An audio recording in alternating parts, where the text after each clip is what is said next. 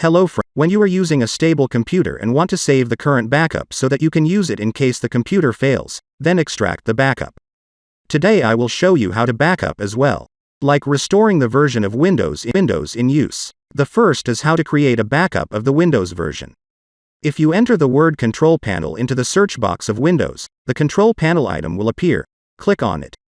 In this Control Panel window, maybe your interface will be different. You can change it in the View by section.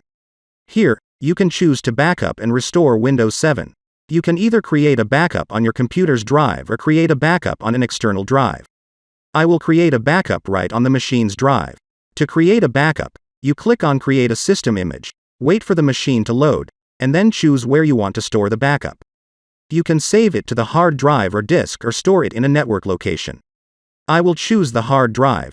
You should choose the drive with a lot of free space because I have one drive, so leave it as default, then select Next. This window will inform you that the backup file can be up to how many gigabytes depending on your computer, so the drive to save the file must be empty to be able to backup.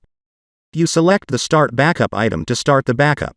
How fast or slow to create a backup, depending on your Windows installation and storage folders, you wait for the process to complete. When the process shows up to create and fix disk errors, you choose No. Then select Close to close. Check again at the drive that created the backup.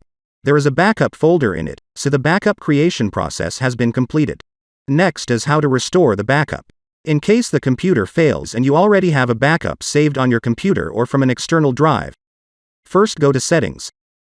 Then select Recovery. In this Recovery section, select Restart Now of Advanced Startup.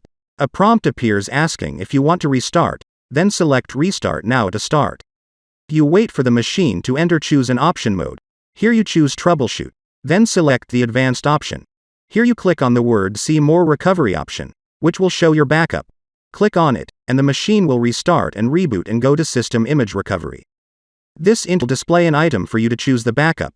If you leave the default, the machine will automatically restore your latest backup. If there are many backups you want to choose, then select a system item. Image, then select Next. Here will appear your backups. You want to choose which backup, then click on it. I choose the latest version, so I will return to default, then select Next, continue to select Next, and if you choose Finish to restore, it will show a warning that the files and data will be reverted to the original version. Backup. If you want to continue, choose Yes. Otherwise, choose No. I restore, so I will choose Yes. The restore process will start. The restore time will be long. You wait for the machine to restore, and in this process, you should keep the power to the computer. If the power goes down, it will cause an error, and it takes a long time. Sound. So I will fast forward. When finished, the machine will automatically restart and go back to Windows. So I showed you how to create a backup window as well as how to restore the backup. If you find it interesting, please like, share, and don't forget to subscribe to the channel to watch many other useful videos.